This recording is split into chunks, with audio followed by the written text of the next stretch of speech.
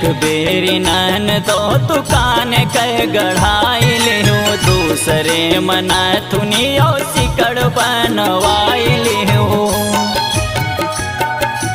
नन तो सुन तो एक बेरी नन तो दुकान कह गढ़ाई लिहू दूसरे मना थुनियो सिकड़ बनवाई लिहू।